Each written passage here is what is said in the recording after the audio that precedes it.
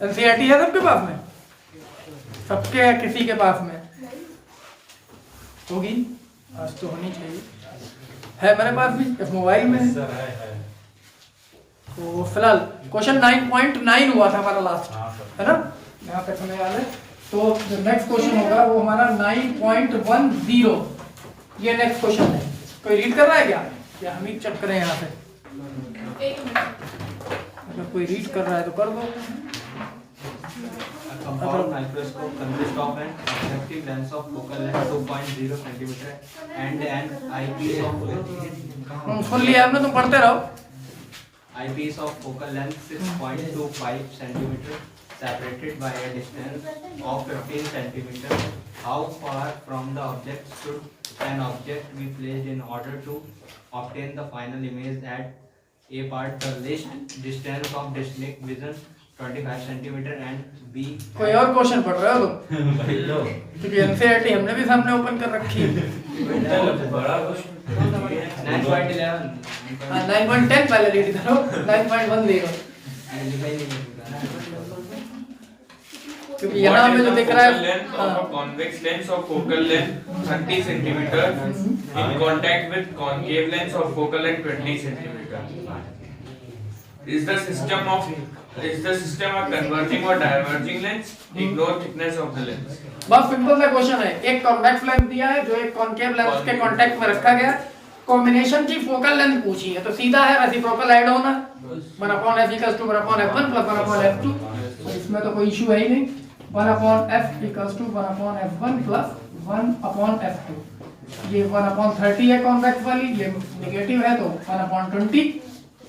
Solve कर लेते हैं, 60 एलसीएम मिल जाता है। 2 3 - 1/60, तो फाइनल आंसर हमारा हो जाएगा f = 60 centimetre.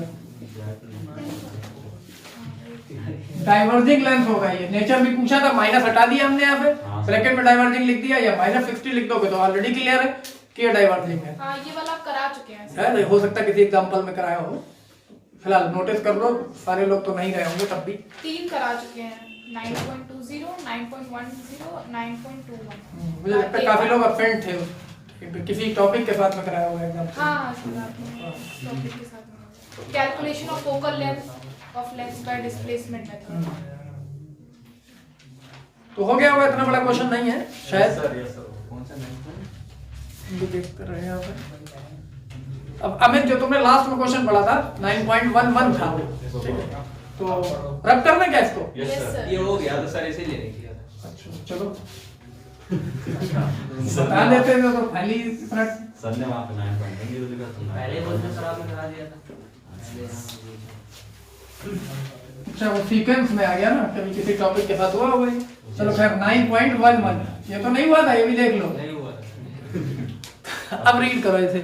Compound microscope consists of an मत पढ़ो, हमने कहा था पहले टॉपिक के साथ कराएंगे। माइक्रोस्कोप, प्रिज्म हम एक साथ करेंगे। अभी हम सिर्फ रिफ्रैक्शन कर रहे हैं, यस सर, जिसमें या तो क्रिटिकल एंगल से रिलेटेड हो या फिर रिफ्रैक्शन पे बेस्ड हो। तो पहले लेंस कंप्लीट कर लेते हैं, अभी हम बता देते हैं यहाँ पे देख के कौन सा तुम्हें रीड करना चाहिए। 16 नहीं 15 भी हो सकता है, मिरर तो मेरे वाला सर ने 16 होगा, 16 ही है ये भी माइक्रोस्कोप है, नेक्स्ट वाला भी माइक्रोस्कोप का है। 16 ऑफ आई पीस, ये भी माइक्रोस्कोप का है। ये भी माइक्रोस्कोप का ही है, पिन भी वही है। 16 चेक करते हैं कौन सा है।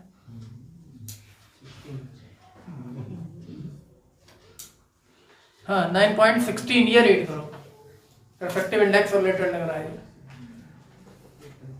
कौन रीड कर रहा है? 9.16। A small pin fixed on a table top is viewed from above from a distance of 50 centimeter. 50 centimetre, ठीक। By what distance would the pin appear to be raised if it is viewed from the same point through a 15 centimeter thick glass slab? Glass slab की thickness 15 centimetre. इसको भी capital D लिख लेते हैं, 15 centimetre यहाँ पे note कर लेते हैं। Thickness of glass slab Parallel to the table. Parallel to the table, refractive index of glass 1.5. Does the answer depend on the location of the slab?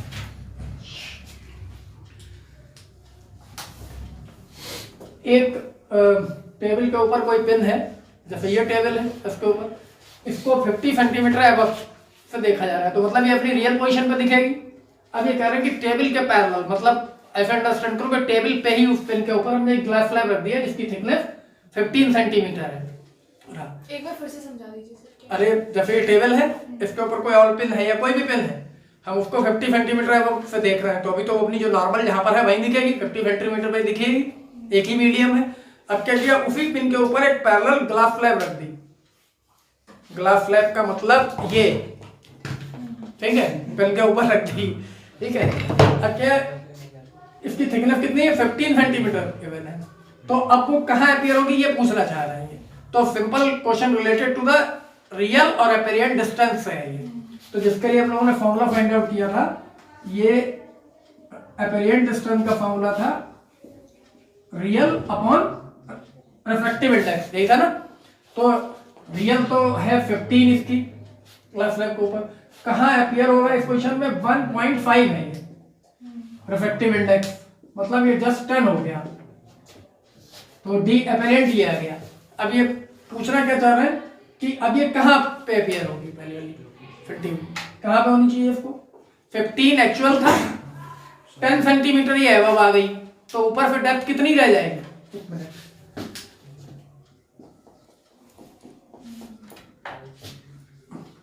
The position of object actual थी 15 इसकी thickness, इसमें फिर 10 centimetre ये above आ गई अपनी position के पूरा, तो रिमेनिंग कितनी होगी 5 सेंटीमीटर, 5, तो ये है अपीयर होगी कितना सेंटीमीटर। अब ये कुछ और भी पूछा, लास्ट लाइन कुछ पढ़ी थी, Does the answer depend on the location of the slab? हाँ, does the answer क्या लोकेशन की, स्लैब की लोकेशन पे डिपेंड करेगा, रिफ्रैक्टिव इंडेक्स दिया गया तो नहीं करेगा, क्योंकि हम स्लैब को ही तो यूज कर रहे हैं 15 सेंटीमीटर तक। तुम यहाँ पर रख लो, थोड़ा और ऊपर रख लो, शिफ्टिंग तो उतनी होगी ना इसके अकॉर्डिंग, तो डिपेंड नहीं करेगा, तो आंसर इस पे डिपेंड भी नहीं है पूरा। तो फिर तुम लोग को ये निकालना है, समझ में नहीं आया, फिर से बता रहे हैं। जैसे ये पेन है, यहाँ पे देखो, ये कोई ऑब्जेक्ट है, ये इस पोजीशन पे देखी जा रही है, राइट, तो अभी ये जो डिस्टेंस है वो 50 सेंटीमीटर है, ठीक है, ये तो यहाँ पे है ही है, ठीक है। अब क्वेश्चन चलो हम रीड करके बताते हैं, तब तुम लोग को एक्सप्लेन हो पाएगा। A small pin fixed on a table top is viewed from above a distance of 50 centimetre, यहाँ पे देखिए यानी तो नॉर्मल विजन है।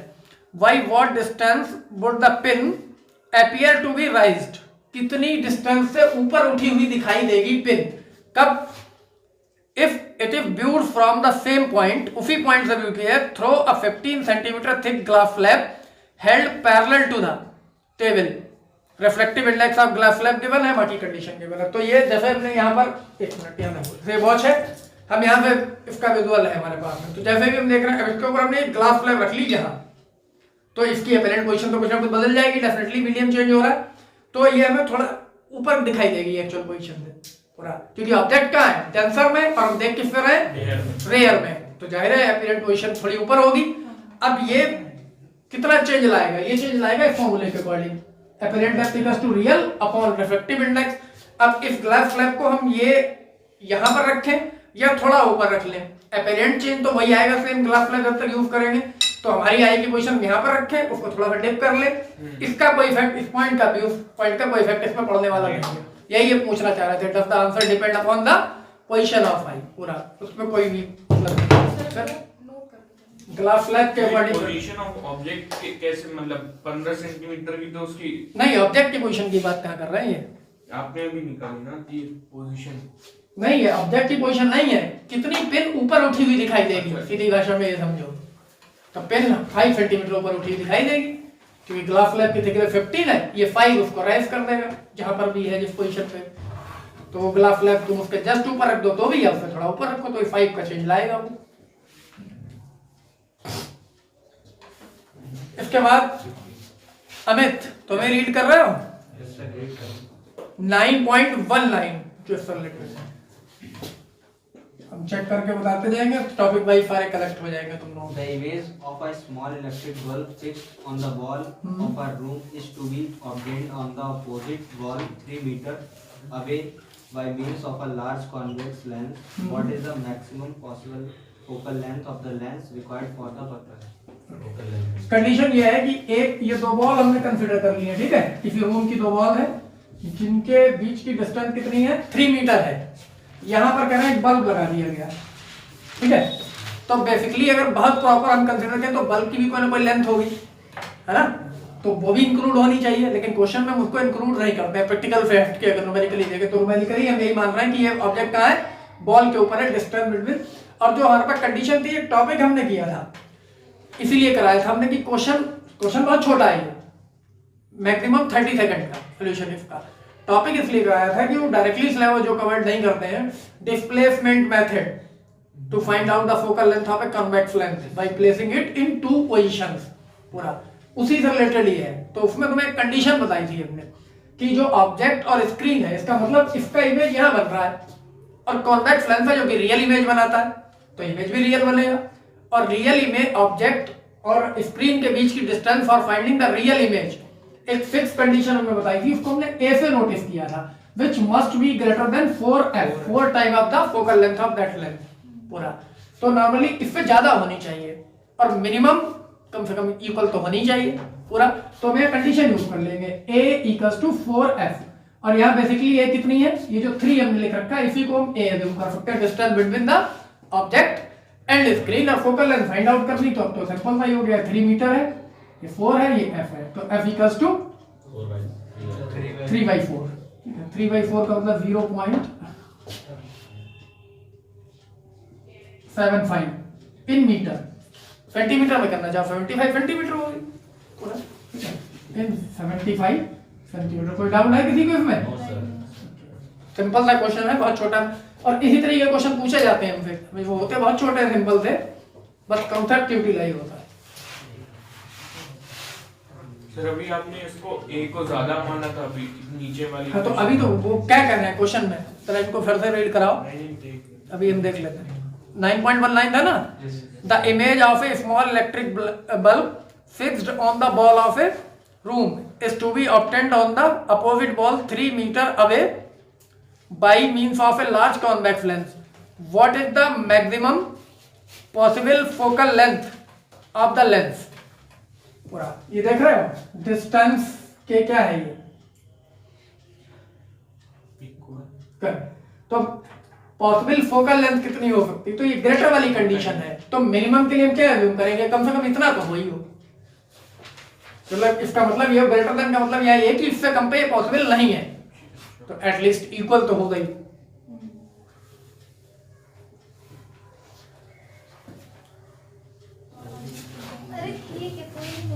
कौन सा बताया तुमको? 9.21 रीड करो जरा।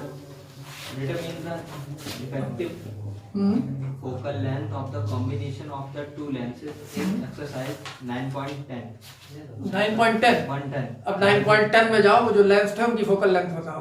30 और 20, 30 कॉन्वेक्स की और 20 concave. What is the focal length of a concave? 20 क्यों है? हाँ, आगे बढ़ो में। What is the focal length of 30 centimeter in concave with the concave length of focal length 20 centimeter is the system a converging or a diverging length?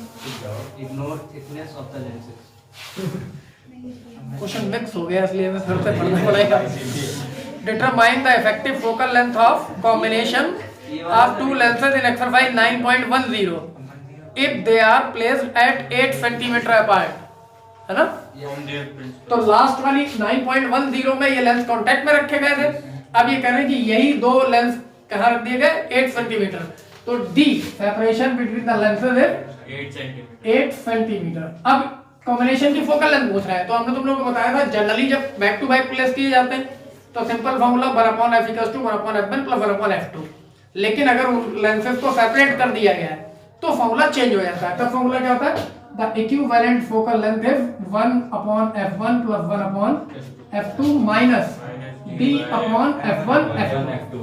F2 इसको अगर हम utilise करें तो 1 अपॉन f1 थी हमारी 30 माइनस यहाँ minus आ जाएगा 1 upon 20 और माइनस d 8 सेंटीमीटर है, f1 फिर 30 है और ये माइनस 20 है।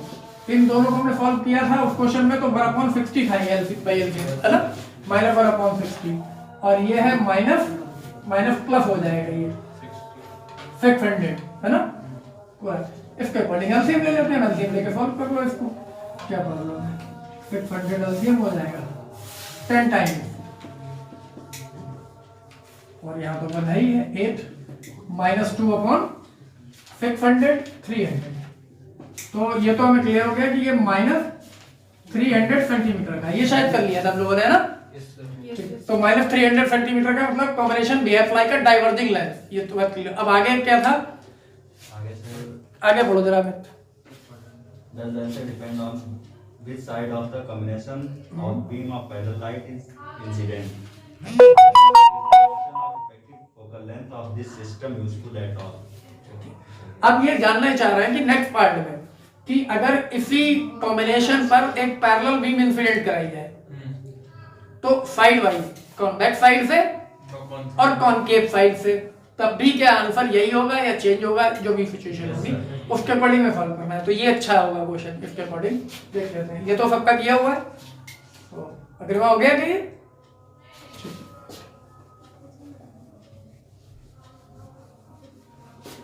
कुछ बच्चे बहुत ज्यादा पढ़े लिखे हैं फिजिक्स में, इसलिए वो अक्सर गायब हो जाते हैं।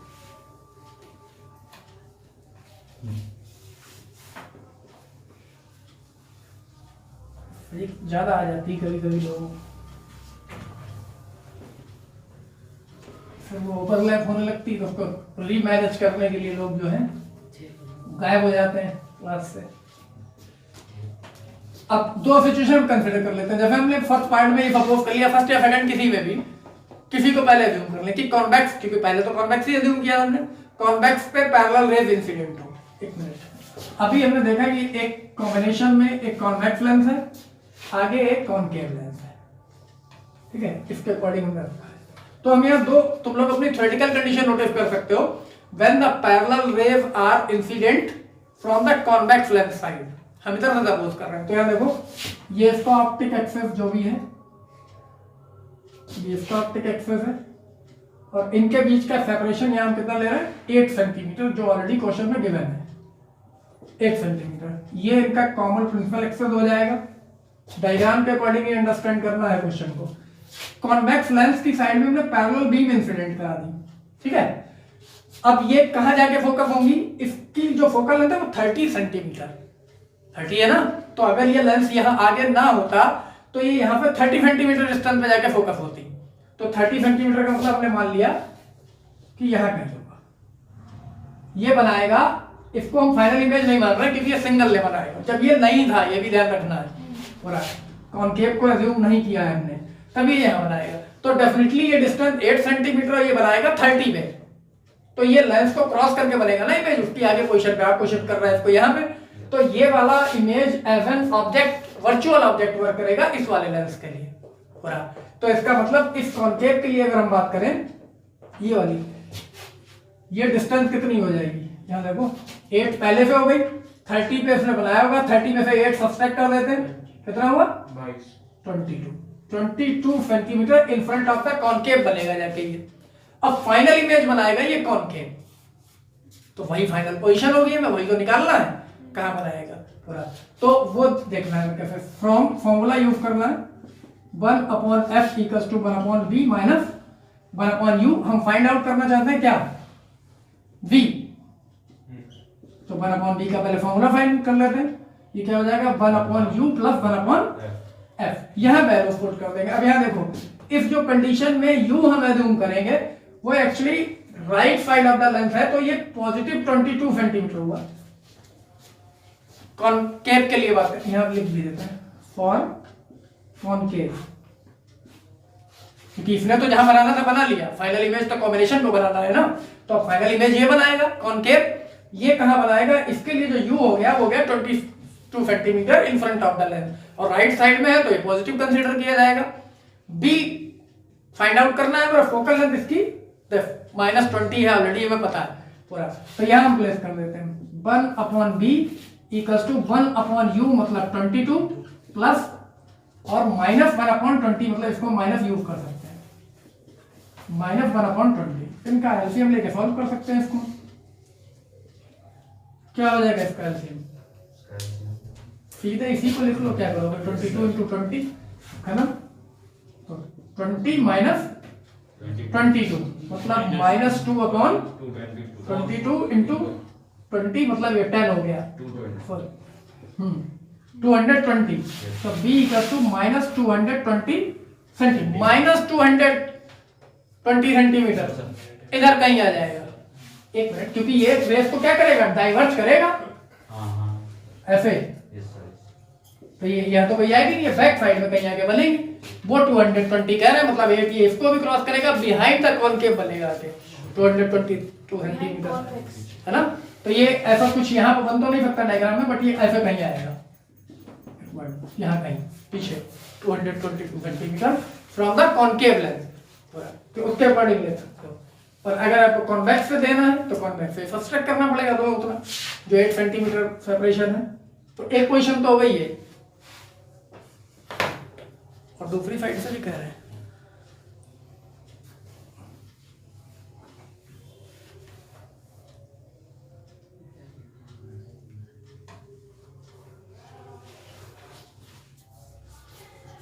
इसको नोटिस कर लो फटाफट, फिर अगली सिचुएशन भी देख लेते हैं।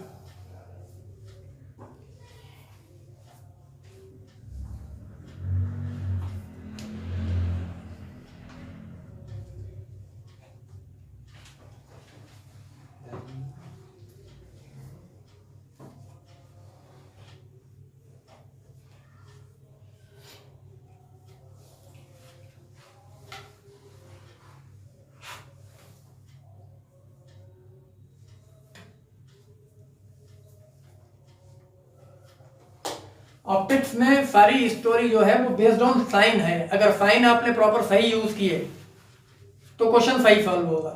साइन में मिस्टेक हो गई प्लस माइनस में, बस फिर कुछ नहीं हो सकता।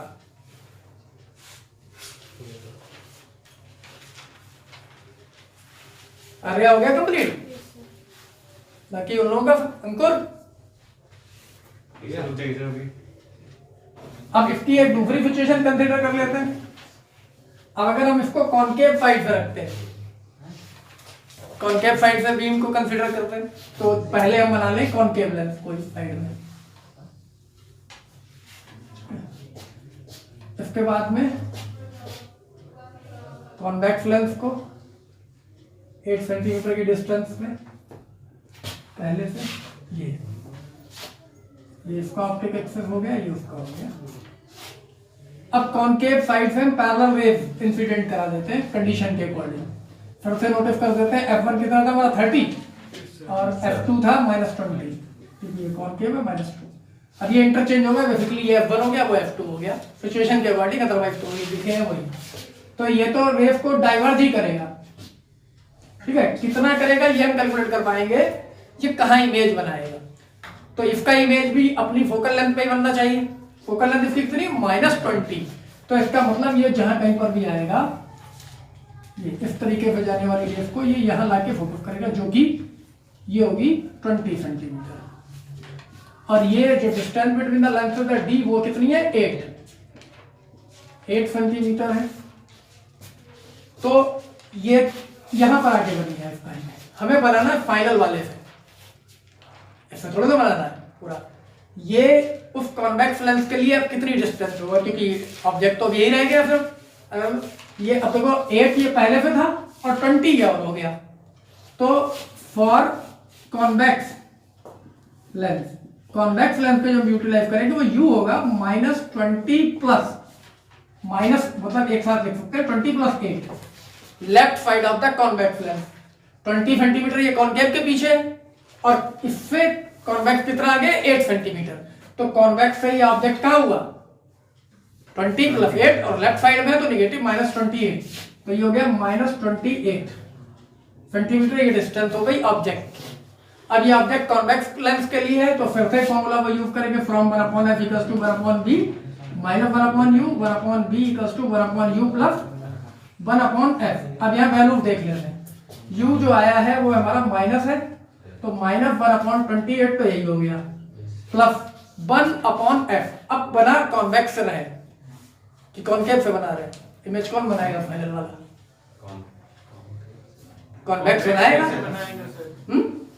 कॉनकेव नहीं बनाना। तो वही तो पूछ रहे, कॉनकेव में तो बना ली ना अपनी, कॉनकेव में तो अपनी बना ही ली है, ये बनाएगा। अब वो डिस्टेंस कितने यूज करेंगे,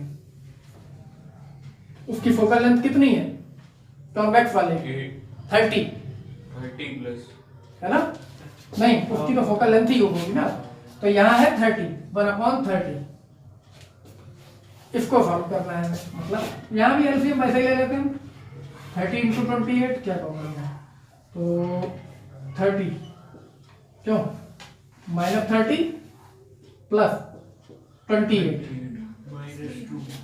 -2/30 × 28 15 तो यही हो गया। इसको मल्टीप्लाई कर लेते हैं, 1/b इक्वल्स टू -1/42 420 तो ये finally b equals to -420 centimetre हो गया। 420 सेंटीमीटर माइनस बिहाइंड चला गया, उससे मतलब वो 220 था। हाँ, तो क्योंकि वो बनाएगा उसके अकॉर्डिंग, तो वो 420 आ गया बस, तो उससे भी डबल हो गया। Yes sir. और भी कुछ है क्वेश्चन में?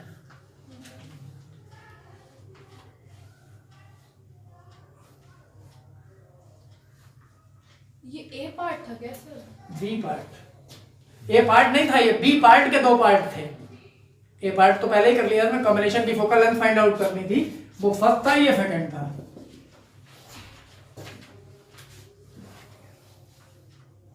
और कुछ तो नहीं था इस क्वेश्चन में? वही तो मैं सर पूछ रही हूँ, ये बी पार्ट ये इसका दिया था 9.21 का b part and object. determine the magnification produced by the size अच्छा, मैग्निफिकेशन भी है, एक मिनट, 9.21 हम यहाँ पर का B part इसमें तो ये भी है ना sir, N object 1.5 B part है भी सर, हाँ वही तो पूछ रहे हैं हम कि और तो कुछ नहीं है। 9.21 एक तो इसमें पीडीएफ में गायब हो जाता है। 9.21 size of the image तो बता कितने ये भी size अभी का बताइए। 21 ये था 9.21 कॉम्बिनेशन ऑफ तो इसका, ये ए पार्ट। हाँ वही बी तो रीड करना चाहना है, बी एन ऑब्जेक्ट ये है, an object 1.5 centimetre in size placed on the side of the convex lens. अच्छा, the arrangement above. The distance between the object and the convex lens is 40 centimeter. Determine the magnification produced by the two lenses of system. Magnification चाहिए है ना, तो ये भी देख लेते हैं। 40 सेंटीमीटर कॉन्वेक्स को दे दिए u, और कॉन्वेक्स की फोकल लेंथ है 30 और ऑब्जेक्ट का साइज है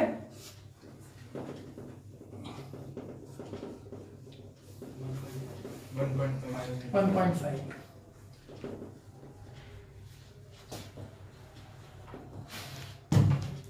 तो ऑब्जेक्ट के साइज को फॉर एग्जांपल हम ये लिख लेते हैं ओ डैश 1.5 और आप इमेज को आई डैश एज्यूम कर लेंगे। यू दे रखा है 40 centimetre the side of convex lens, मतलब 40 centimetre. Magnification of the system find out करना है। तो जब ऑब्जेक्ट यहां रखा गया है तो पहले ये कहां बनाएगा, फिर फाइनल वाला कहां बनाएगा इमेज, तो उसके अकॉर्डिंग बी अपॉन यू चाहिए होगा हमें, है ना। ये कॉन्वेक्स और कॉनकेव दोनों के लिए निकाल सकते हैं पूरा। तो जैसे हम यहाँ यूज करें 1/f equals to 1/b minus 1/u, तो यहाँ पे 1/b निकालते हैं इस सिचुएशन में। 1/b equals to 1/u plus 1/f। 1/u है माइनस 1/40, 1/f कॉन्वेक्स लेंथ है जो 30 है, इसको सॉल्व कर लेते हैं। 40 × 30 माइनस 30 प्लस 40 10/120 सेंटीमीटर। तो ये इमेज क्या बना 120 सेंटीमीटर। कॉम्बिनेशन के बाहर चला गया। अगर सेकंड वाले लेंस को एज्यूम ना करें तो कॉम्बिनेशन के आउटसाइड चला गया, और कॉम्बिनेशन के आउटसाइड कितना गया, 8 सेंटीमीटर डिस्टेंस पे कॉनकेव है 8 सेंटीमीटर, तो ये right side of the concave lens हुआ कितना 120 माइनस 8 है ना। यहां पर position of image right side of concave lens कितनी होगी 120, तो ये है ही, इसमें से 8 सब्ट्रैक्ट कर देते हैं, कितना हुआ 112 centimetre in front of concave हो गया ये।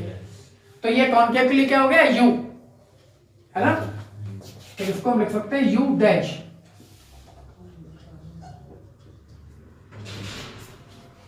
u डैश हो गया 112। अब फाइनल के लिए फाइंड आउट करें फाइनल इमेज कहां बनेगा, तो फाइनल इमेज के लिए होगा जैसे 1/f2 ले रखा है हमने उसको, 1/b डैश ले लें इसको, माइनस 1/u डैश, ये वाली क्वेश्चन। तो 1/b dash equals to 1/u dash plus 1/f2, ये यूज करेंगे। तो 1/u डैश है ये, और ये पॉजिटिव है 112, और 1/f2 ये नेगेटिव है क्योंकि अब कॉनकेव की बात कर रहे हैं, माइनस 1/20। इसको भी सॉल्व करना है, इसमें भी एलसीएम वैसे ले लो 112 इंटू 20, तो पॉजिटिव तो है ही है ये 20 माइनस 112 कितना हुआ ये 26 माइनस 92 92 अपॉन 112 इंटू 20, कैंसिल हो रहा है कि फिर 2 से तो हो ही रहा है,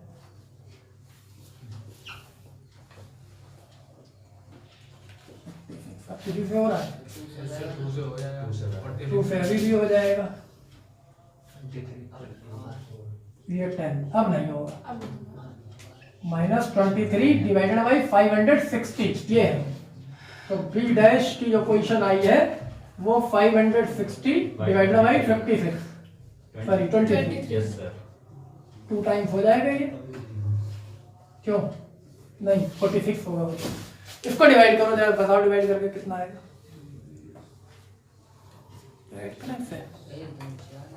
डिवाइड करो फटाफट।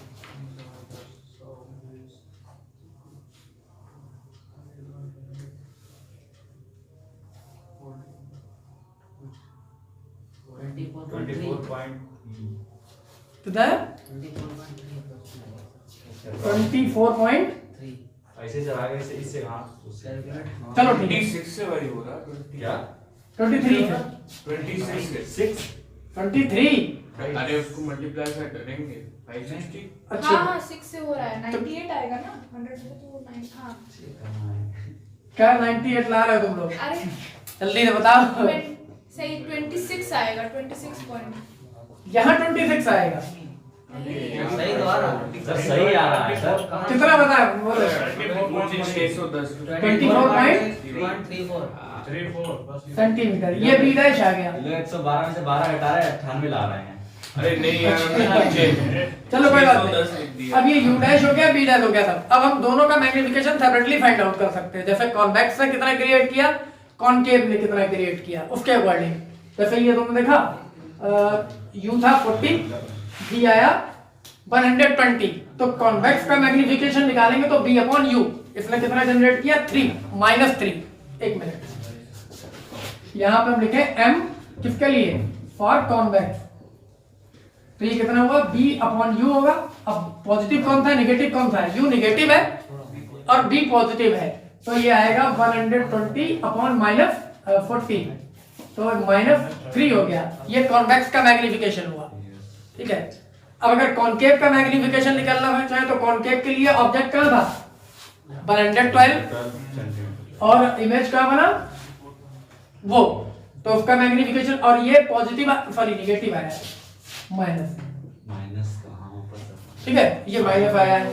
और इसमें u डैश ये पॉजिटिव था, मतलब ये फिर नेगेटिव आएगा, b dash upon u dash यहाँ निकालोगे तो ये m डैश हो गया, b dash upon u dash. b dash की वैल्यू कितनी आई है -24.34 डिवाइडेड बाई u डैश कितना है ये 112 इसको भी डिवाइड कर लो। इसको 24.34 डिवाइडेड बाई 112